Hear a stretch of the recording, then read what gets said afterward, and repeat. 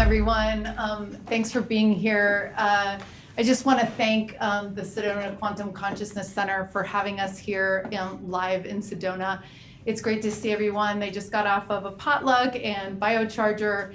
And I also wanted to thank Ben for coming out tonight to do some filming and some tech support for us tonight. So thanks again. Yeah, thanks, Ben. So tonight is a special night. It's 11/11, and we've got quite the expert here to talk about not only numerology, but astrology, and kind of the fabric of the universe and what happens when you go a couple layers deeper. I wanted to welcome everyone to Exo Metaverse. If you haven't joined us before, we're a nonprofit. We're a citizen science search engine for consciousness that is going to collect our wisdom about things that we don't know about, right? Things that are beyond what our eyes can see. When we put all our puzzle pieces together, we can really learn a lot. So it's exciting to have experts come and join us twice a month. And I just want to tell you who we have coming up next. We're going to be having Area 1358 as a recorded broadcast next, because the next session is going to be on Thanksgiving. And we're going to be showing you absolute breakthroughs that we've been having on our interdimensional radio research. These are on a harmonic of the speed of light at 144, 101. We get different sounds coming out of them. And Tracy has been getting all sorts of interesting things happening. So we're going to be talking about that on the next session. I want to give a shout out to Daniel and Greg, who've been working really hard this week, getting everything ready for the Lightning in the Grid, which is going to be a 22 million person meditation in joy, which is going to be happening in January. So stay tuned for that. We'll see if anything wants to come through the radios during the interview. We also have the Hertogs who are going to be joining us in December. And we also have Dean Radin, which is very exciting, from the IONS Institute. He's one of the most famous parapsychologist scientists in the world. And of course, the Hertogs wrote the Keys of Enoch. So they're going to be joining us live here at the center. And then we have Rod Freeman coming up in January. So he's going to be talking about his expeditions around the world to film UFOs. So before we get into the interview, we're going to do a 1-minute timer like we always do that pulls us into our higher selves and into the field. Let's go ahead and start that now. We're going to do 1 minute and 1 second because that's what it's coming up in. Thanks for downloading. There's an 11. There's an 11, right? We're going to be finding all about this. Okay, so let's go ahead and drop into our hearts and into the field. So here we go. Bing, it started, but we had something here. Maybe it's in silence. So here we go.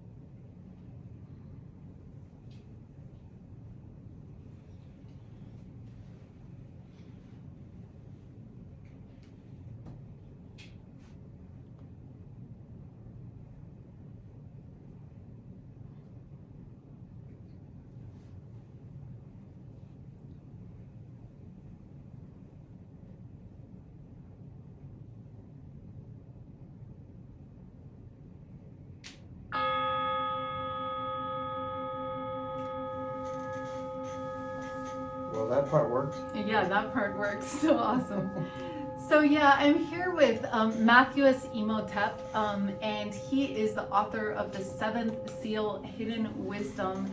And he's been researching this stuff very, very deeply for over 30 years. So he's always talking about all the wisdom that's hiding in plain sight. And we're going to go into some of the details of that. He brought some graphics and everything like that.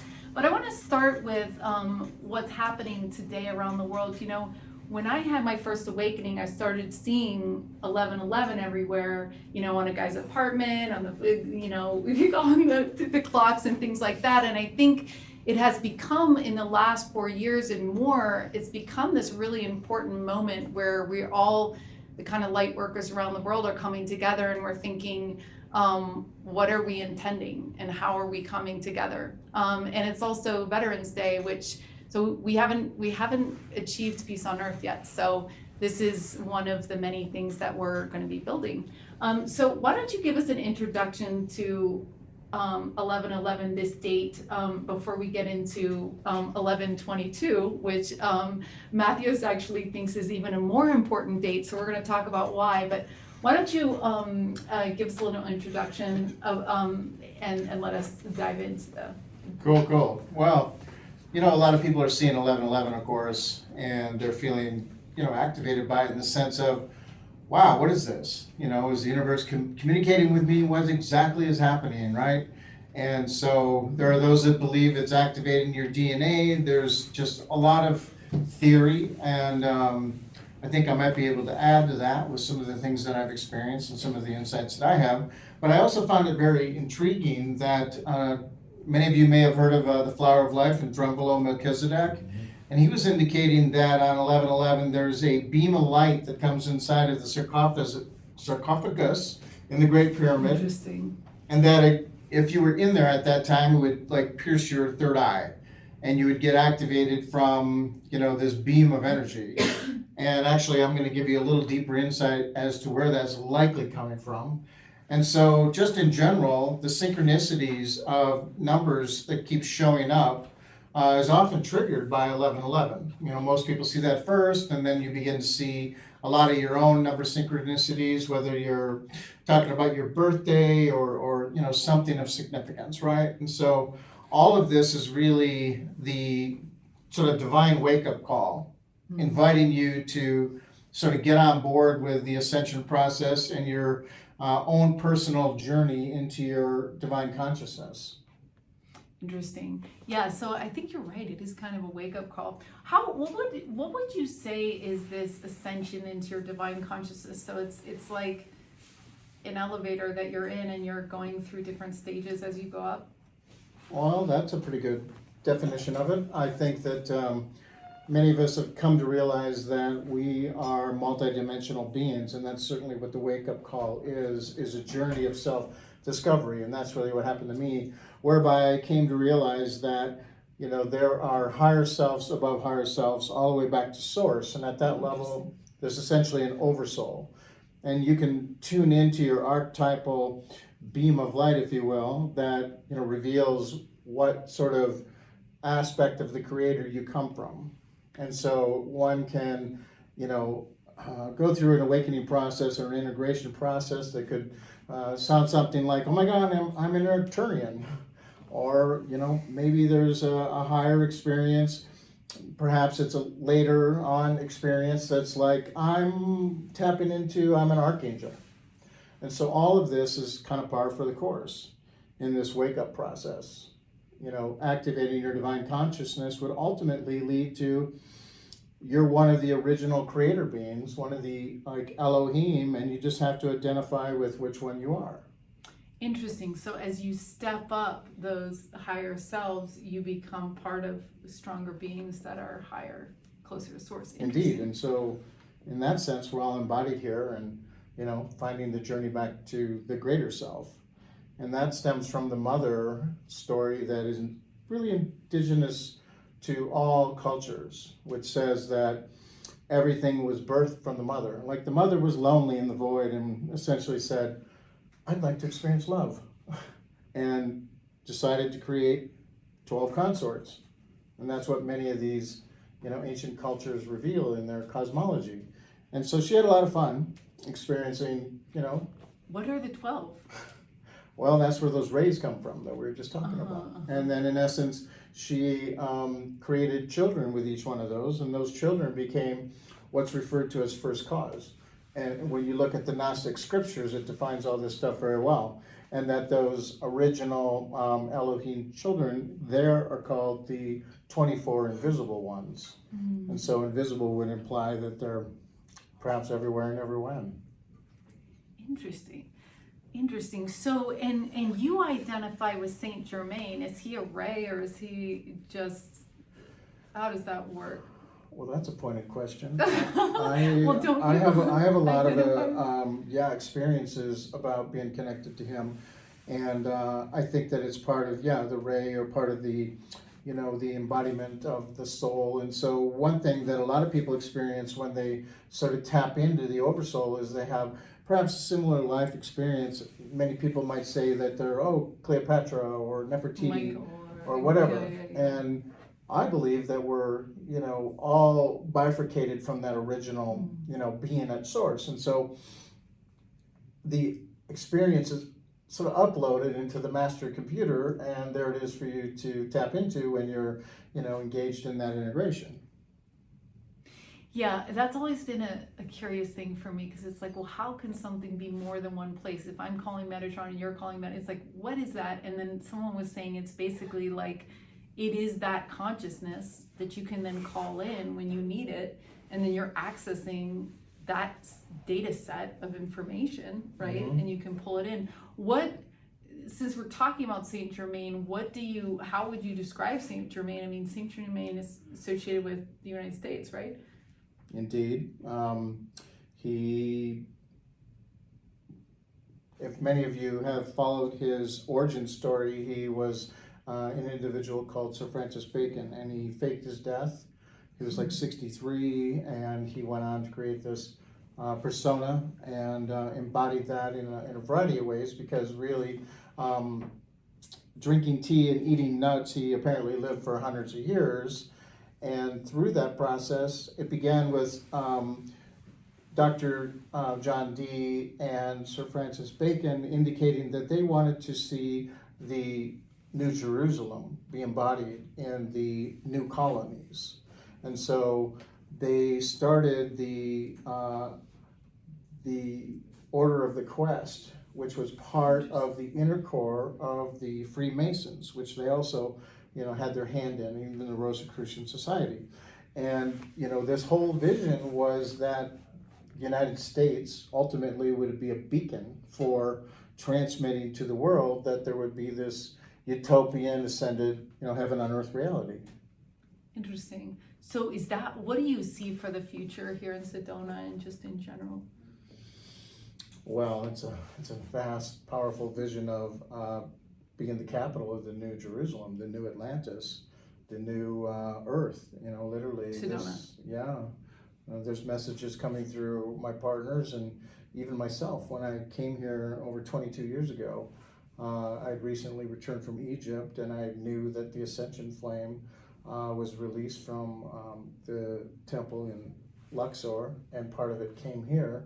It's lodged over in Cathedral Rock, and so I've been trying to create a healing center and temple ever since then.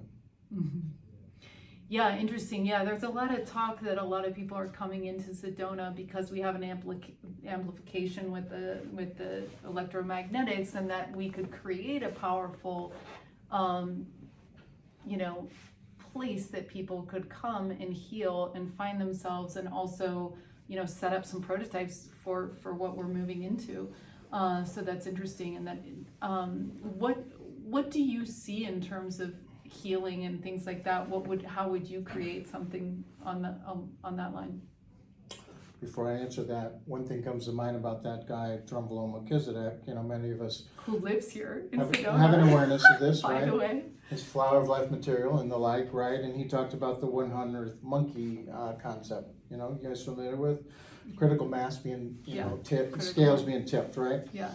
So the idea too, right there, is that if we put a model together here and we all live it and breathe it and resonate that high vibe through, this is sort of like a subwoofer, okay? And if we pulse the planet from here, it's really going to go across the grid and send that signal. And so the signal could very well be, embody your divine self, and you're going to be washing potatoes and not eating sand the way those monkeys did from island to island. It could just be that simple. Mm-hmm.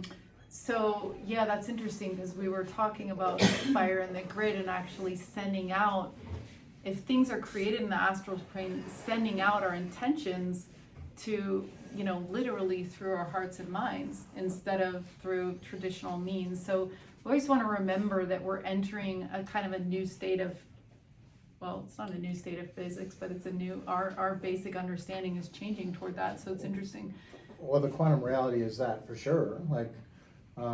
There's some water technology that we're aware of that the hydrogen can vibrate at this perfect frequency, and it can transmit instantaneously to every other hydrogen molecule in like 1,000-mile radius, and instantaneously all water is transformed into its purest highest state, in the image of the perfect, molecule. Wow. So this could very well apply to what we're talking about. So if we implement a model here, everybody steps into their highest, best version of themselves. It could be that easy that we literally just, quantum permeate the whole, grid. Mm-hmm, mm-hmm. Yeah, because as all of you guys boost your own, vibration, frequency, joy, you're doing it for the people around you, whether you're in the supermarket or whether you're with someone. Do you want to show some of your graphics? Because we're going to start to really unpack this idea that there are all these symbols around us. They're talking to us, as is everything in your life is really a conversation with Source. And sometimes, a lot of the mystery schools and things like that have tried to explain how this all, boils down to these sounds and to these numbers at the lowest level. And I know it's something that you've really gone deep in to try to understand and unpack that. So yeah, let's talk about, and we can also talk about 1122 as well. I think that's a good preamble to say a couple things about that. So several decades ago, I was essentially 17, and I had my own epiphanies going on, and my higher self wanted to embody me more. And what caught my attention was every time I had sort of a striking idea, and I'm going to write it in my journal, the real super bright ones, I looked at the clock and it was 11:22. I'm like, what is up with that? It keeps happening, right? And so then there began to be a variety of experiences that happened in November. It was an acceleration of, oh my God, there it goes on the license plate, there it goes on the side of the, number on the semi, etc. Right, billboard. All of a sudden, it didn't take long where I was like, okay, I'm listening, And then I had a variety of other experiences that just were, you couldn't ignore them. And that leads me into how when I was probably 21, I had a first channeling experience. And I was like, I feel a connection to the Great Pyramid. What's that all about? And they were like, well, you're a cornerstone of the Great Pyramid. I was like, what does that mean? Oh, you'll figure it out. And so that draw to, that structure and complex, led me to, obviously it was like a carrot. I couldn't ignore it. And so I just kept showing up, and it kept opening. And it revealed a lot of interesting things. And from there, I'll show you a little bit about where that took us. Yeah, my number is 444. Like when I see that, the universe is like, pay attention. Who are you talking to? What are you doing right now? This is what we want you to pay attention to. And of course, there's a lot of content here. I mean, I wrote 800 pages 22 years ago. And in the last decade, I what is it? Downloading, remembering, it's a combination of things. When your higher self is being integrated into you, it just sort of becomes your knowledge. And so over the last decade, I made 45 videos that get into a next level of the content that represents sort of what is the light language woven into, the English language, whereby the pillars of the central theme, which is ascending consciousness, were coded with 1122, and we're going to see that a whole bunch of the concepts that represent the simulation perhaps that we live in, from astrology to the alignment of the stars to the construction of the Great Pyramids, actually carries a message. Interesting. Okay, and So again, you'll be able to get a closer look at and delve deeper into these things by virtue of checking out, there'll be links, yes? And Yeah, so yeah. you can explore this a heck of a lot deeper. I want to find out which, Why don't you tell them how to find your YouTube though, Okay. because that has so many. is the glare okay on that, bro? There is a decent amount. Should I come You're good forward? right there. Yeah. Okay, thank you.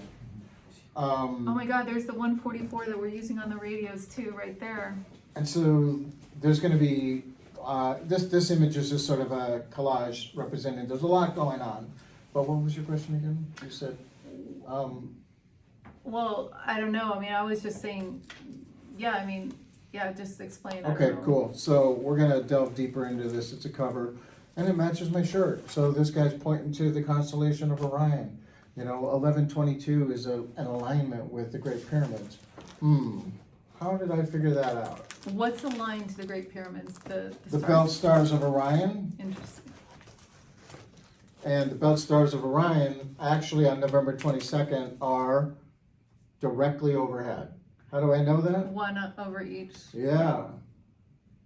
I was in there at 11:22 p.m. on November 22nd, about 20 years ago, and something very powerful happened to me. But when I came out, I looked up and the star was sitting right on top of the peak. And so, you know, that further had me go, what are all these alignments about? You know, and that led me down a very deep rabbit hole. And this picture also illustrates how that constellation there also is perfectly aligned to the, anybody know what the phi ratio is? This is a phi ratio measuring tool. And so how is it that the divine creator put the phi ratio not only into your body and, you know, Mother Nature's formula where everything's unfolding according to these numbers, it's in the sky too? Oh yes, and so much more. It was really profound to discover that the causeways coming off of the Great Pyramid actually point to particular locations.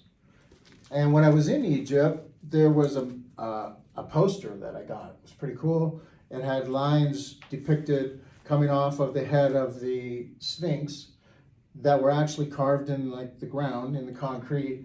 And there were some that they described as pointing to, known dates, celebrations of solstice and equinox. But there was two undescribed lines.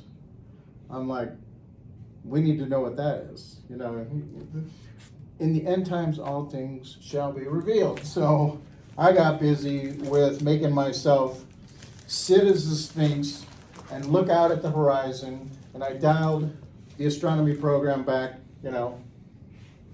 10,000 years, just kept rolling and experimenting.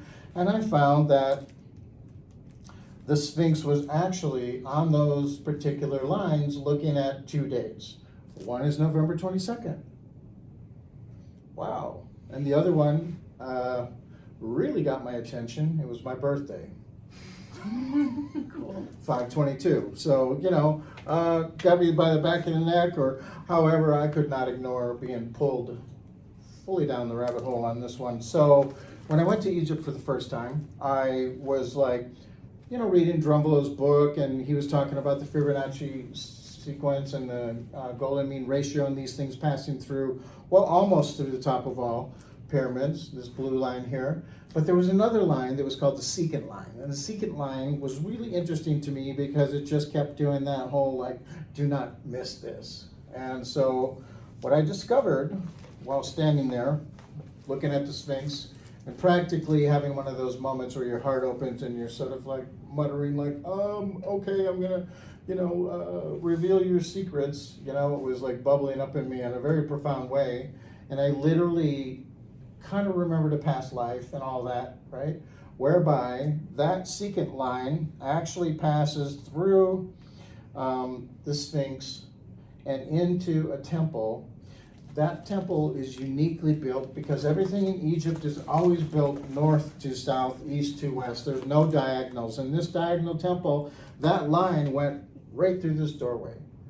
And if you notice at the back of that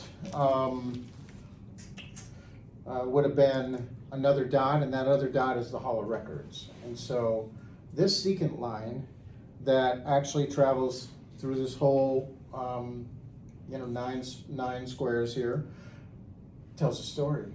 And it's all about the symbology of Egypt and the characters of Egypt. They have spears and arrows.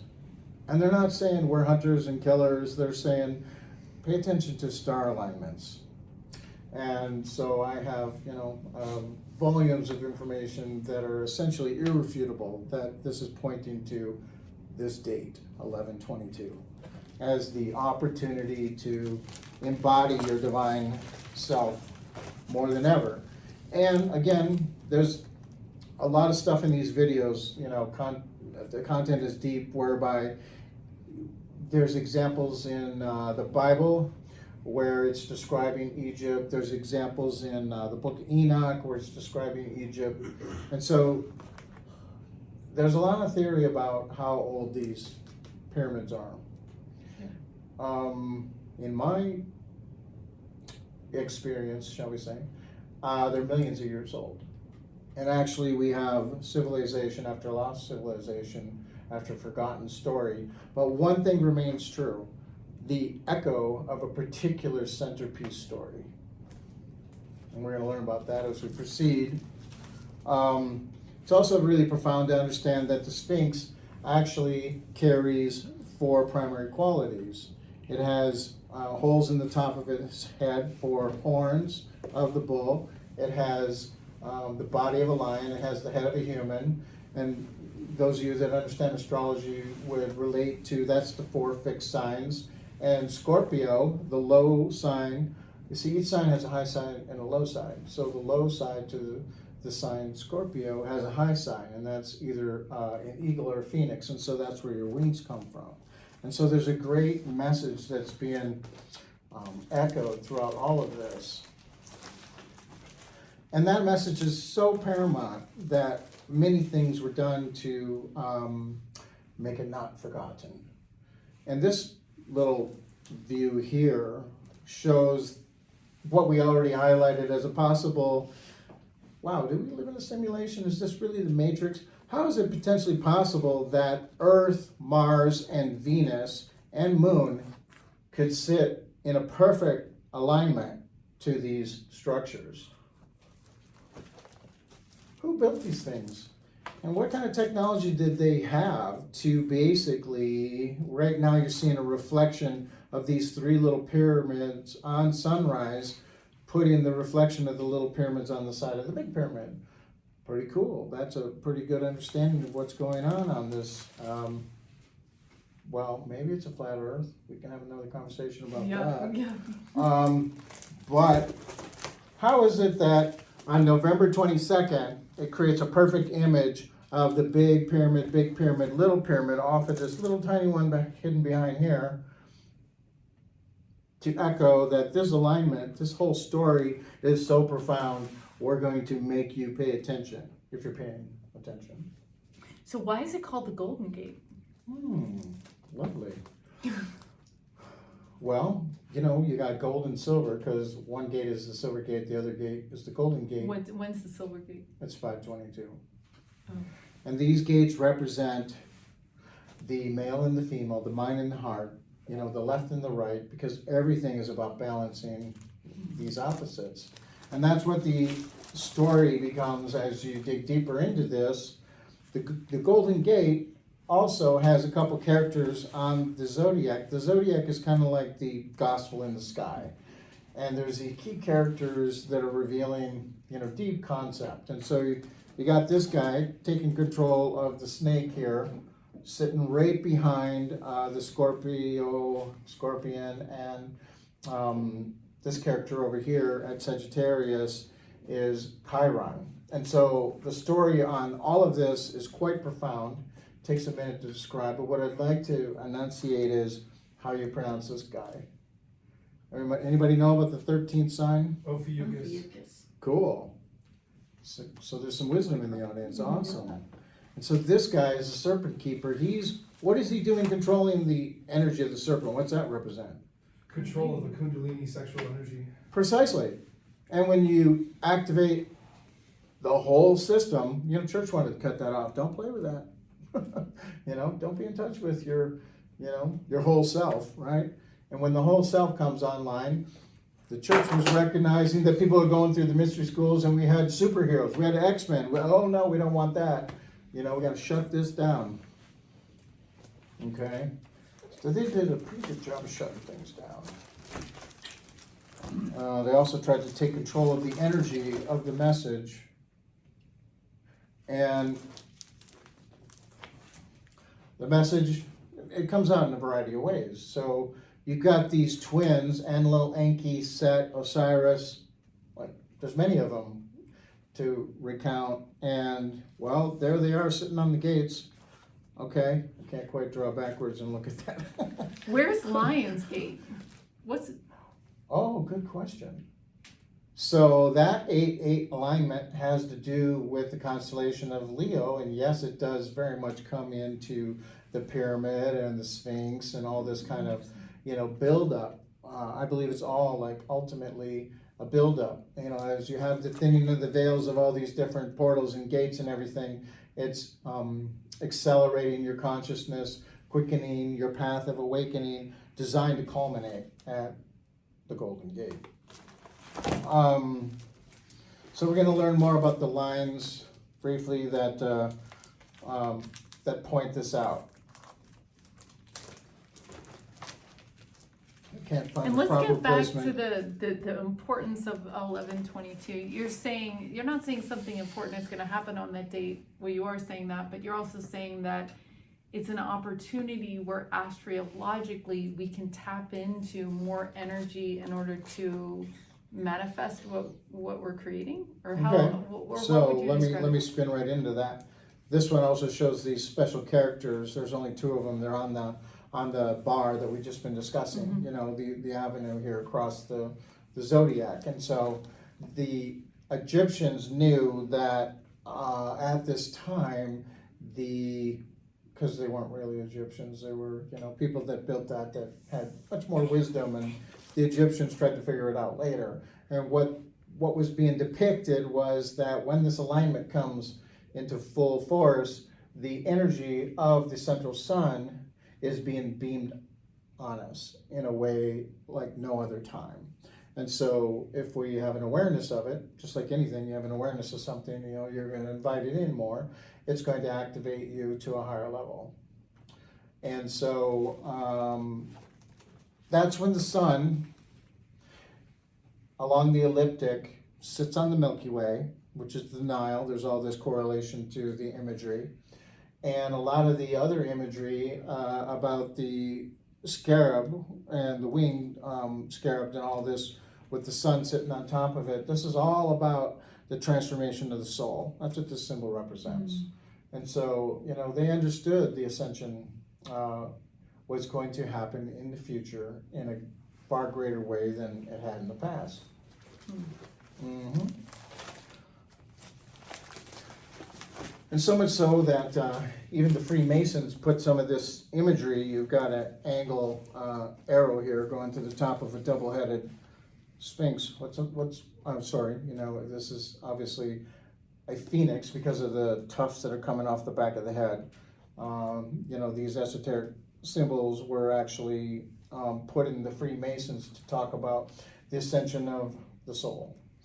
And so the interesting thing about Egypt is it used to be called a couple different names. There's several. And one of them here is Hepti, and it represents 7. And so the constellation of Orion is 7 stars, by the way. There used to be 7 pyramids on the ground. I've been to the shoulder and the knee. When I went there, I was brought to other pyramids that were the size of the Great Pyramid that nobody's talking about. So those 7 have also a correlation to the number 7. And so the number 7, if you take a look at it, it's a pointer, right? And so it's all about pointing the way. So are the Freemasons, all their data is basically getting spilled and dished out to the world, right? I mean, they can't really keep anything secret anymore, right? Well, the hidden core, deepest wisdom was stripped out when the opposition sort of took that organization over. And so many people have gone through that, up to, scaling up the degrees, and they've hit the 33rd, and they're like, where's all the wisdom? Where's all the goodies? And so a lot of this stuff was in there, but it was removed. And those that have gone through that school of thought, at the ascent of it, there is, it's about a journey of the soul to a particular location, to become your higher self, ultimately. And it's pretty profound that this whole region of the sky that we're talking about in the past was referred to as the phoenix. And so there's core stories in the Egyptian mythology about, everybody knows that the phoenix is about right. Like rebirthing from the flames. Precisely, it's resurrection.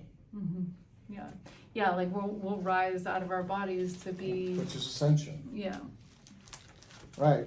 And so deeper down the rabbit hole, a correlation to these numbers, remember when we talked about a beam of light coming in? So there's beams of light coming from the Palladian system and the Syrian system, and they're merging into the sarcophagus of the Great Pyramid. One is carrying a masculine frequency and the other is carrying a feminine frequency. And those relative frequencies also match 11 and 22. Yeah, And so yep. like just like Stonehenge and things like that. So when stars align, those different sacred sites activate in different ways. Is what you're saying? Precisely. And the Vatican knew about this, and so they captured some obelisks and they brought them over there and they put them in alignment to the horizon, and they're watching the constellation of Orion and trying to capture the power. And they even put in their symbolism. Here's St. Peter's seal. It's got a gold and silver key and 3 crowns. And what that was all about was like controlling your soul, controlling the earth, controlling your body, and controlling the gates, and trying to prevent you from accessing it. So what should we be preparing anything for ourselves as we go from 11:11 to 11:22? Is it like? Yeah, I would say that it's a time of powerful manifesting. I think that we should be watching our thoughts. I think that we should be uniting our tribe. I think we should be, aware that the power to become, our greater selves is ever the more present at this time. Do I think that we're going to turn into a ball of light and, there's nothing left after 11:22, one of these trips around the sun? I don't know. We're going to find out together. But even the founding fathers built some things that mimicked what we've been learning about. In fact, the Lincoln Monument was designed to be a pyramid before they opted into, putting the president in a chair, and it was looking across the reflection pool and tracking this alignment. So the church knew about this stuff. They even put the imagery right on a cross. This cross over here has the 4 fixed signs. We learned about the lion and the human, and so how are they putting this right in front of our face and we don't know what they're talking about? Some of the other symbolism that they're putting in front of us here is an 8-pointed star, which is the fixed signs, solstice and equinox, and one of the bars of the fixed signs is the 11:22, 5:22 gate. And that mimics what we have in the Temple Dendera. You can see, the primary X and then, 2 interlocking 4 points for an 8-pointed symbol. Why do you think that they're calling it a gate? Okay, well, the portal, we're right on cue. Okay, cool. That was understood esoterically. Here you have, some symbolism that's very much like open your third eye and jump through the circle gate and, the signs of the 2 characters that sit on the Golden Gate. So I think gate is more of a terminology that we're bringing. I don't think it's a translation from the past. And so it represents passing through an opening, the door's open and the road is clear.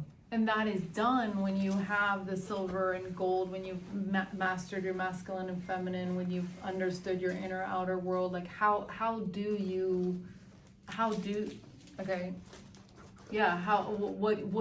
are those, what is in your understanding the idea to get out into your higher self, into another layer of reality? It's a great question.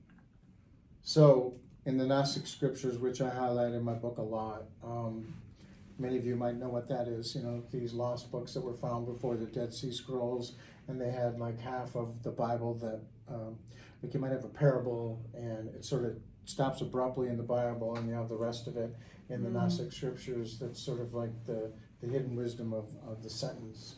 And one of them in particular, Gospel of Thomas, saying number 22 says, Jesus is being asked, like, how do we ascend? How do we enter the kingdom of heaven? And he says, first they're like, do we be like little children? Do we fast? Do we pray? He's like, no, you make the inside like the outside. You make the above like the below. You make it so that male's not male or female's not female.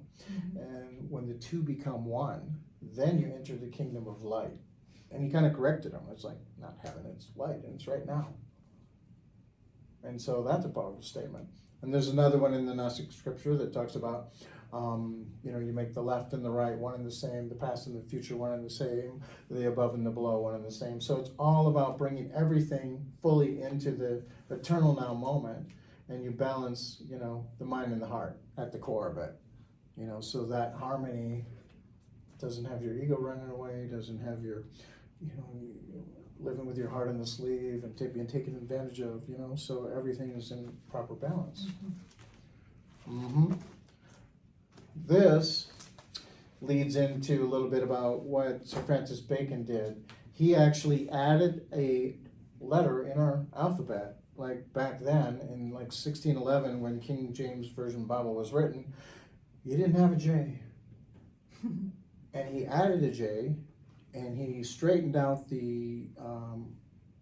basically created a cipher and attached our English language to sacred geometry that had more meaning. And when he did that, the words that he actually was crafting, now many people don't know that he got a hold, he became the Lord Chancellor to King James, and because he was a Shakespeare guy, a lot of people don't know, behind the scenes he wrote the sonnets and the plays, and was giving the middle finger to his mom and the monarchy and stuff. And he basically embedded a lot of codes into the King James Version Bible. And so right here, there's a couple of them, like, I am the Alpha and the Omega, adds up to 11:22:33. I and the Father are one, adds up to 11:22:33. And so, he understood back then, he had figured it out, that this whole thing was about the awakening of the soul. Actually, he called Shakespeare that because it meant Shakespeare, and it had to do with the Roman gods that represented the sign of Gemini, these spear shakers. So he's talking about the Silver Gate here. He's also talking about those twin characters, that everybody thinks that Set is an evil guy, and Osiris is the good guy, and Osiris cut Osiris up, and all this kind of stuff. That's an analogy to a deeper story. It's about, again, the mind and the heart, and the keeper of the hidden wisdom, and like the king who's actually loving the whole tribe, and he's all about the heart. And so these things are pretty interesting. He had other ways of displaying that he understood this story. We see similar imagery with the constellation of Orion. So now what's really important is how this grabbed my attention when I was getting the knock on the back of the head, like, don't miss 11:22.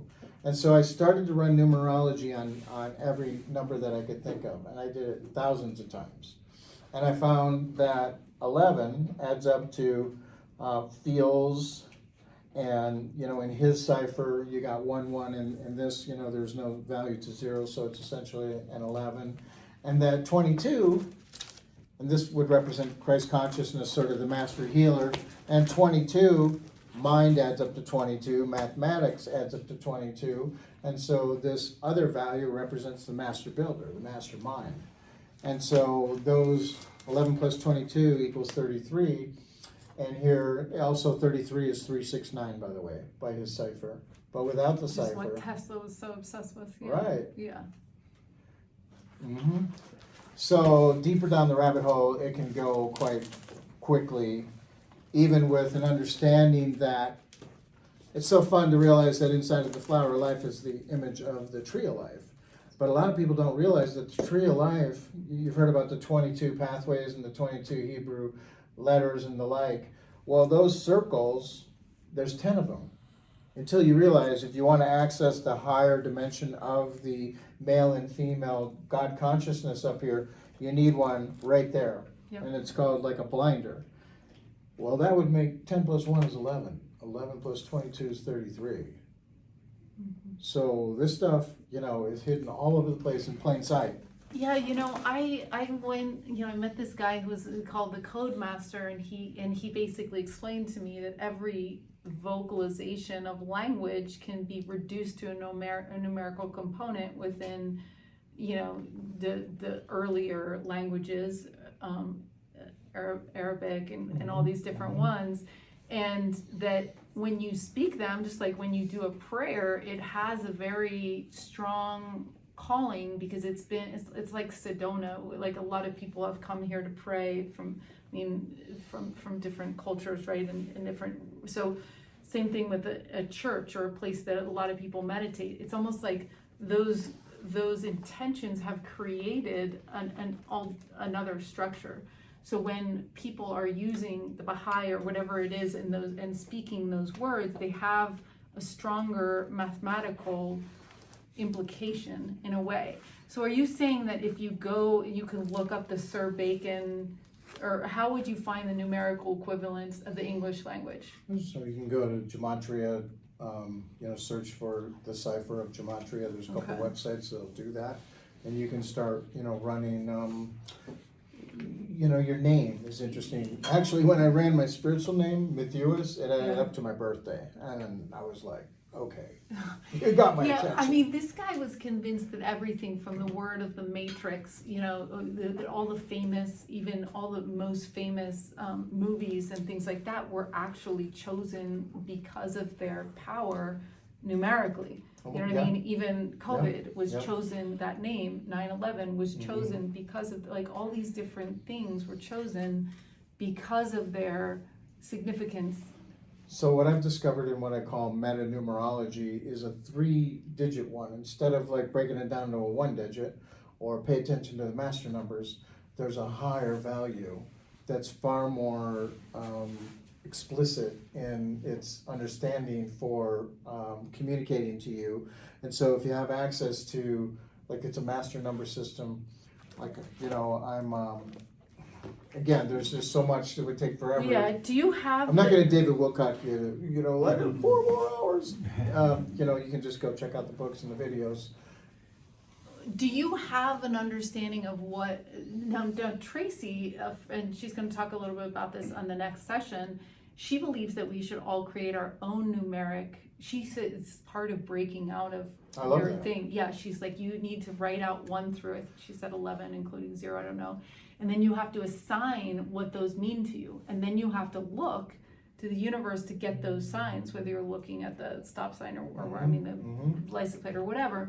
But I noticed in some of your videos, you have listed out what you think 1, 2, 3, 4, 5, 6, 7, 8. Do you have a slide of that or a canvas? In the car, but I can describe okay. it. I can describe it lightly. Yeah, because it's got a natural unfolding from the story that if everything came from the mother, she would be 1.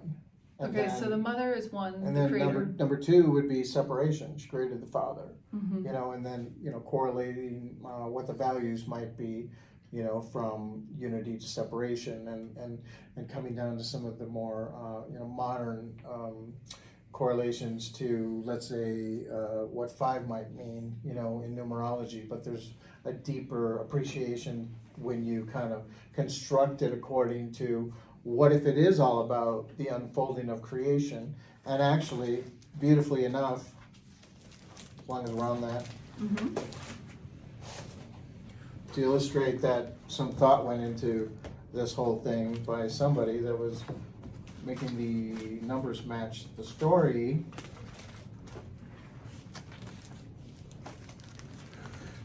Yeah, so why was Tesla so obsessed with 369? I mean, he was fully obsessed with 369. Well, because it's a key to the universe. Okay. I can explain why, but let's hit this first. What you're seeing right here is along that path of the numbers unfolding, okay, the ultimate objective is to get to 9. What's 9 about? Completion. Unity, wholeness, completion, precisely. What are the two last steps before 9? 7 and 8. What do 7 and 8 represent? They represent matter and spirit. Interesting. Okay, and so it's all about, ascending matter into its higher form, and so everything about the puzzle is the two becoming the one, and so. Or using your spirit to change matter. Yeah, I mean, when you roll it all into one, we have a lot of capability when you're in harmony with the wisdom. Exactly. And so here, words were painstakingly created, left and right, 7 and 8, brain and heart, 7 and 8. The value of 7 and 8, what are they? 11, 22. Mhm. So, there's a deeper message of this whole harmony of the mind and the heart is the key. When everything gets blended in, and we all blend, together, we all get along together, and stay balanced between all these paramount elements, Yeah. then we're going to function in our highest capacity. Let's talk about that a little bit. Let's ground this back into that. So how does one balance your heart and your mind? And Ben, can we get a time check real quick? 7:24 or 8:24. Okay, so in a few minutes, we're going to go into breakout sessions, and we're going to talk about your contact experience. So, in fact, it's 8. Okay, yeah. So in 5 minutes, we're going to wrap up the interview. We're going to go into your contact experience, and we're going to do questions from the audience. So, but let's talk about what does it mean to you if you're saying that is the holy grail of getting out of your body and into your higher self, and then creating matter, like using your heart and mind to create the world around you. How do you do that? Well, one of my first experiences about healing an animal, I felt like I was focusing a beam from my heart and from my mind into that wound. And I felt that it was my intention and my desire. And so it was a blend of, my thoughts and my feelings, in the perfect harmonized beam. And you healed an animal? I did. I was 22 the first time that happened. But of course I was, in my 10, 11 tweens, and I'm like, this wounded bird, I should be able to heal it, but I didn't know what to do. I didn't put a formula together. Yeah. And that experience affected you the rest of your life, or? Oh, precisely, you begin to be like, wow, is anything possible? Mm-hmm. Of course, when I was 8 and had a precognitive dream, I dreamt of what was going to happen the next day exactly the way it happened. I was like, oh, there's more going on than meets the eye, and it just makes you pay attention. And, you want to be the best person you can be. You're just going to follow the clues. And the more you knock, the door's open, right? Interesting. Yeah, so the more you ask, you receive the wisdom you need. Yeah. So what would be your desire for your life? What are you creating? It's a big vision. I've been working on it a very long time. It's coming to fruition beautifully. It's more manifest this November than ever before. We can get into that if you like, but it has to do with providing the funds for everybody's projects to transform the planet. Great. Is that tied into Saint Germain or? Well, sure. I mean, what do they say about him? He's, you know, the master of freedom, the master of sovereignty, the master of whatever. Like he's, you know, being the guiding force for the planet to undertake its ascension. So, you know, it's all hand in hand. How did you know that was your mission? Well, I had some voices speak to me when I was 19 that I couldn't ignore, and it compelled me to step it up, and I've been doing the best I can to step it up ever since. So it was kind of like a clairaudience situation? It's like my future self, my higher self, embodied me and walked me into the bathroom, put my face in the mirror, and turned my eyes are hazel, turned them green in front of my eyes, and I was like, get my attention, and it started to speak to me, and it said, you live forever, you know, you are here to be a teacher in the end times, and a couple other things that I don't know how comfortable I am saying, but literally it was like, and after I got released from that, I was like, yeah, I kind of know it, and how do we get to do it now? And yeah, it's been a long time in the making.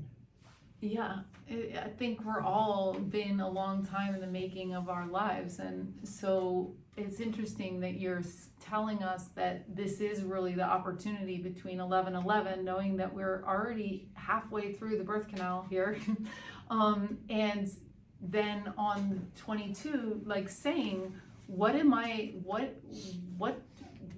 I come here? Like, what am I birthing? Like, what are we creating here? What is my piece, right? So I saw the future when I was 22. I was shown a glimpse of it, and it had to do with, you know, my father also invented a computer system, so that's how I went to work at the Pentagon when I was 23, and a lot of the glimpses of the future just kept coming true. And I also, when I was 17, got this book, Jane Robert Seth Speaks. Any of you know that one? Mm-hmm. What does it talk about all the time? Your thoughts create your reality. And I was like, really? I better pay attention to my thoughts. And I started to experiment, and sure enough. And so I'm like, okay, this is a dangerous weapon. I'm going to envision the future in a very, you know, light-filled way, and everything I envision keeps unfolding. And so the most recent one was how the Chinese elder put gold behind our coin, and we launched it today, our gold coin. You can check it out at GaiaPhi.io. But you know, it's just literally when you show up with a golden heart for humanity, you know, the things that you envision are provided. The golden gate, the golden heart. Yeah. Interesting. So we're going to go into breakout groups right now, and we're going to talk about in those great breakout groups. If you don't want to go into, so Ben's going to open the breakout groups, but if you don't want to go into the breakout groups, just stay in the main group. We're going to talk to Mathues about his contact experience. This is all recorded, so don't feel like you need to stay in the main room because you'll be able to get their archives. And we want you to talk about what experiences have led you to know your mission or are starting to lead you, and if you see the number 1111. And you can also talk about your contact experiences. Cool, that sounds like fun. I know, right? So, and this is also a chance for you to get feedback and support and love from the people in our Exo Metaverse community. So if you all are going to get 4 minutes each, 4 to 5 minutes each, there's going to be 4 people in the room. Wait till Ben puts you into the right breakout group. And then you're going to have a designated timer that's going to give everyone that time, and that's uninterrupted. If you want feedback, you can ask for it. So one of the things we've been working on at Exo Metaverse is this idea of really talking about having people come out and talk about their experience with contact, whether it's through meditation, dreams, higher realms, angels, higher selves, aliens, whatever it is, and then really kind of piquing the curiosity of other people, and then actually using citizen science to lead people into whatever experience they want. So if they want to do it through dreams, have the resources there to do that, et cetera, et cetera. So tell us about one of your contact experiences, or your first, or one of the more interesting ones. Yeah, there's been a few. Are we talking ultra-dimensional, interdimensional, extra-dimensional? Are we talking ET? Are we talking? Well, ET would probably be good because this particular group is most interested in that. But if you want to talk about your higher self or something like that as well, so just Okay, well, probably, I guess the biggest one is when I was 29 and a spaceship landed in my backyard. And I got onto it and I went up to the mothership. And I was consciously awake for the whole thing. and they let you remember when you got back parts. You know, I could have, but my own psyche sort of shut some of that down, frankly, because it was, you know, kind of jarring. But the way it got started was really interesting because I was living with this spiritual teacher woman, and she was like saying, "No, I'm jumping in the graft in the backyard," and I'm like, "Can I do that too?" She's like, "Oh, sure, but you have to contact your guides." And I'm like, "Okay, how do you do that?" And she pulled out a angel Ouija board. It was like totally redesigned, right? And she goes, "Okay, put your hands on this." And we asked a question, and we started spelling a word, and I go, I have a whole sentence up here. It's going to take a while. She's like, "That's what that's for." Threw it aside. She's like, "What are they saying?" And so, you know, I spewed out a whole paragraph of how connected we've been. It was the Arcturians. And how, you know, long we've known each other. And actually that night when I went to bed, I still had the open channel, so to speak. And I'm like, "Can I come up?" And they woke me up out of my sleep, like, you know, like, you know, you're like, "What's going on?" And I opened up my, like, one eye, and there was a black eye, big one, looking at me, and I saw the reflection of myself, and I closed my eye, going, "Oh," and the voice in my head goes, "You called. We're here. Let's go." Whoa. Yeah. So that's pretty contact of first through fifth kind, I guess. So you went out, you went to your backyard, you went up, and then Yeah, I saw the earth get small. It sure looked like a marble from up there, by the way.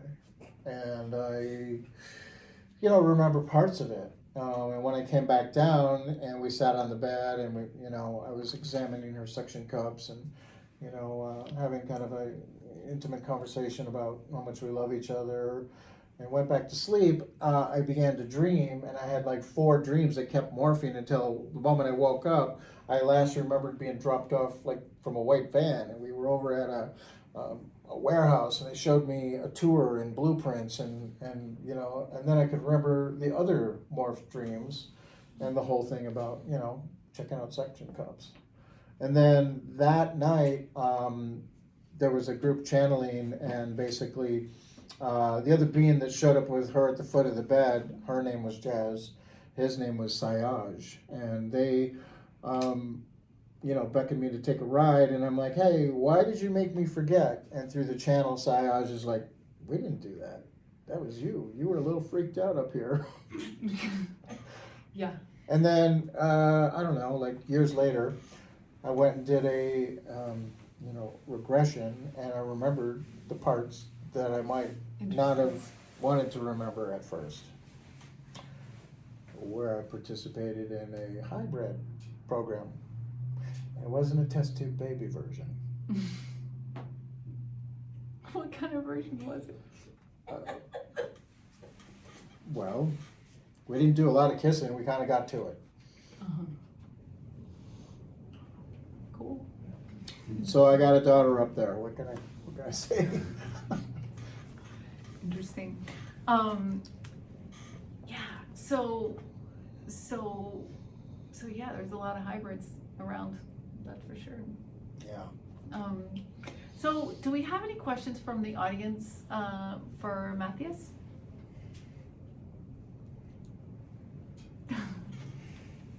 So if you stun, I think I stun messed up bugs. the timing, and usually we have them asking questions, but I think we got everything sort of late because I couldn't. Yes. I have Okay, a good. question. Okay, great. Oh, a voice from the Okay. box. Okay. So my question is, were you contacted by Grace? Oh no, they were the helpers of the Arcturians. They kind of resemble Greys, but they have unique personalities, and everyone has a different looking face. And so the helpers of the Arcturians, because the Arcturians are about 5 feet tall. In my next story, they visited me too when I told them to come back down and hang out. They did, and they were like 5 feet tall, white, big black eyes with sort of a iridescent blue hue, like aura. And so, yeah. Not sure how they have these helper beings, but they're really sweet. So when you were on board, what was the environment like? Clean, metallic people, beings dressed in robes and the like, and, jumpsuits and the like, and that's, it kind of like had the greeting, and then it starts to fade. Okay, thank you. It's interesting. I was reticent to get up and go jump on the ship with them in the backyard, and I was propped up on an elbow. They're like, "Come on, come on," and I'm like, I don't know. And they go, "Let's go see Jesus," and I was like, "Okay, no problem with that." And so, yeah, I felt like he was there too. I have a question. Yeah. You seem to have open contact and an open dialogue, which is really wonderful. And I'm wondering if you have a practice, something you do every day that just helps center you, or like what you resort to whenever you need some type of centering or to open more of a line of communication. Yeah, I did a practice like that for quite a long time. Dropping in and just feeling that connection through breath, and maybe it could even be walking. It's just, going to the harmonic of it, sort of. And there was a lot of conversation. In fact, I used to have the Ascended Master speak to me very openly in my head for a couple decades, and all the conversation stopped when I almost died in the hospital. Another long story, but they kind of, when I went through that initiation, they kind of were like, so we're not going to communicate with you like this anymore. You kind of made it to where you're, mastering your own path now. And so it's been rare that they come in and say something. It's pretty important when they have to come in and say something. And so it's been less and less of that super open dialogue. You're welcome. Any other questions?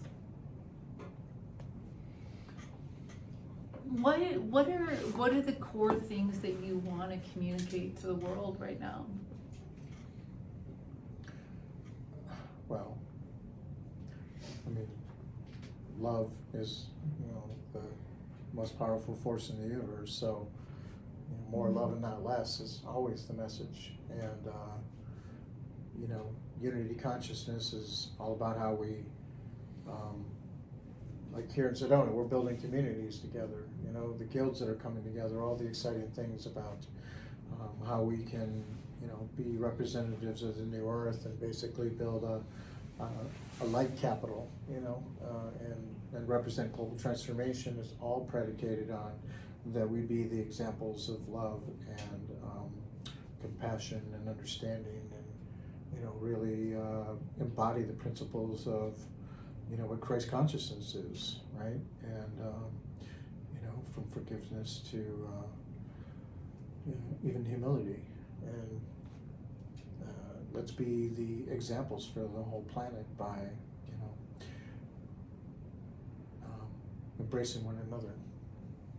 What's been the hardest part of your journey as you've matured over the years and done your work and embodied your purpose? my greatest virtue has become patience, because they spoke to me about playing a role in the future, and then they were like, it's gonna be about a decade from now. I'm 26 years old, I'm having a channel, you know, confirming things I was saying, because I always did a check-in channel type situation on my birthday. And they're like, everything you're envisioning is gonna happen in 10 years. 10 years rolls around, I do another check-in, they're like, about that. We didn't want to tell you 20 years because you might have checked out. I'm like, great. What the hell am I going to do for another decade? Whatever you like. Another decade rolled around, and my tune-in was like, we're here, right? One more decade.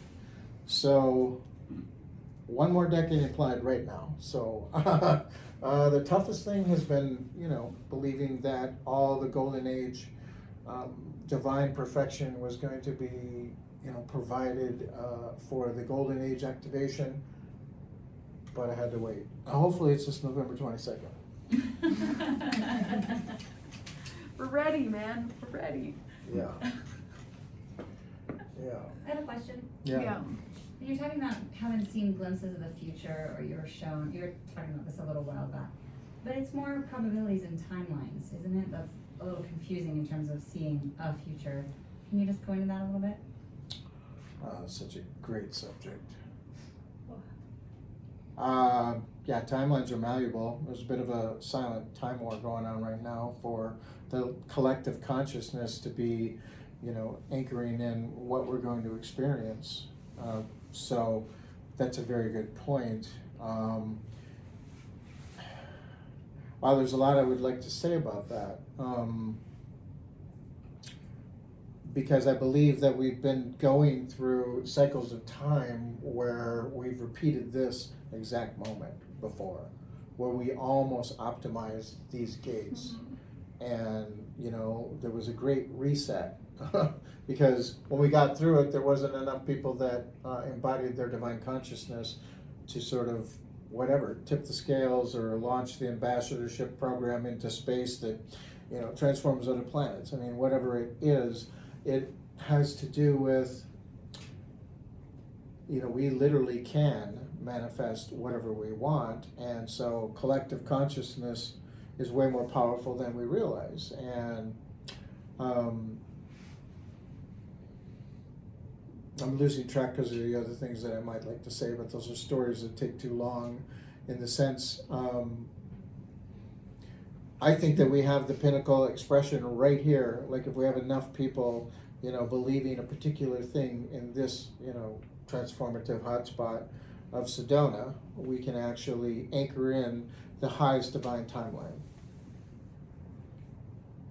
I hope that was helpful. It was. What glimpses did you get? Because you said specifically, like, I was shown glimpses of the future. Oh, yeah. So what, you know, was it, if you take it away from sort of probability and the influence of the collective, what, you know, and then you were shown glimpses and then teased, like every day. Okay, so that was like a utopian heaven on earth where there was cryptocurrency, you know, whole globe united. There was a lot of positive systems. I wouldn't call them AI systems. It was like everything was functioning in its highest capacity for effectiveness and efficiency, and, you know, like the types of things that you're talking about, where, you know, we were utilizing the technology to, you know, assist humanity. Not the version where, you know, Al Bielek or somebody like that, who I also met, you know, some decades ago, told the story of how he went to the future and it was AI and everything was chill. You know, you were lackadaisical on the couch and you didn't have, you know, an ounce of inspiration to change anything, let alone, you know, evolve your spiritual growth. Everything was, you know, AI handled, right?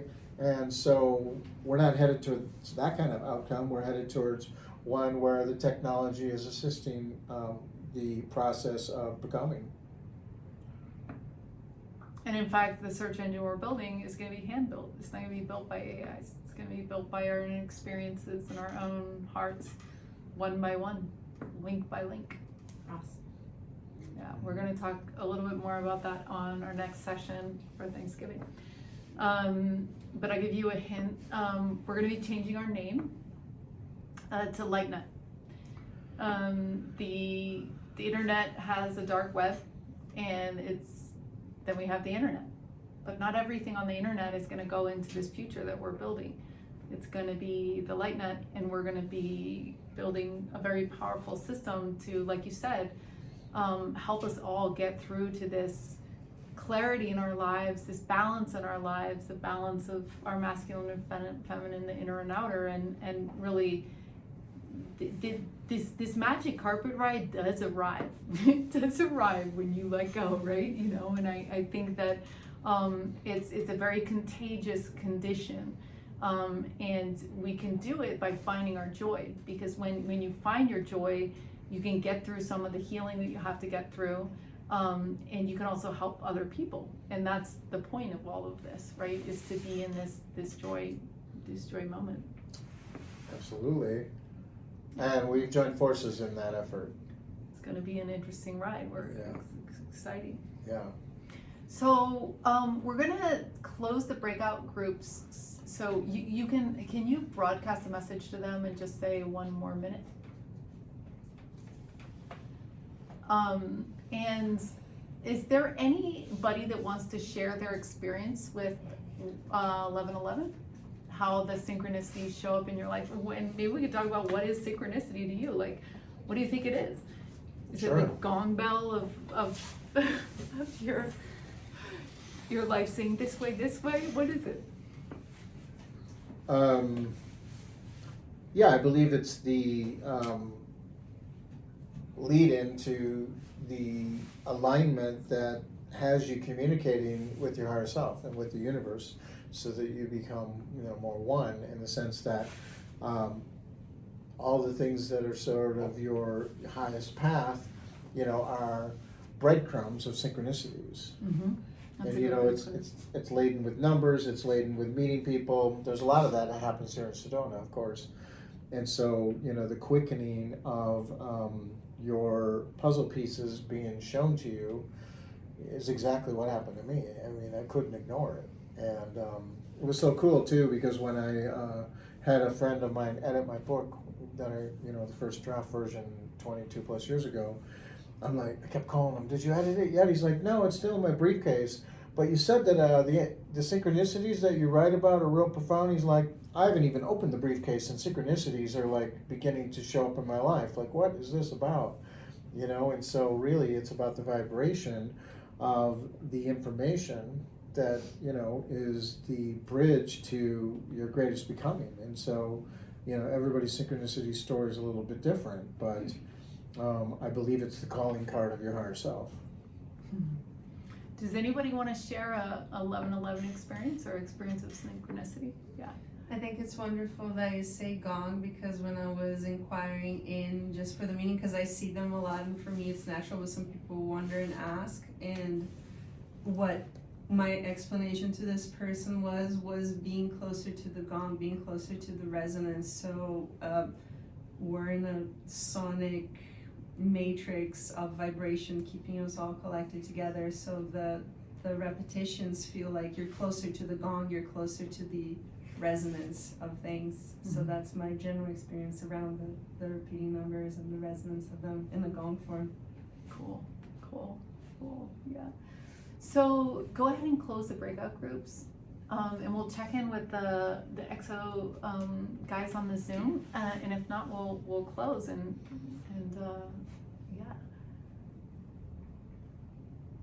yeah. So I'm gonna ask. Oh, Ben, let me know when they're back. Okay. Back at the desk. How do I show? Close the group. And Yeah. get off So in the chat room? so yeah, you want to close that, yeah. Yeah, it's closed. So Earthwalk United is organizing a big convergence here in Sedona next week, so look forward to seeing you guys as part of that. And yeah, we'd like to have one final call for questions on Zoom. And if not, we're I gonna. remember what you asked me that I forgot. How do you find? Go ahead. How do you find me? Go ahead. So how do you find you online? The YouTube? Yeah, StargateCodes.com is a portal. StargateCodes.com. Portal to all my stuff. Greetings. Hi.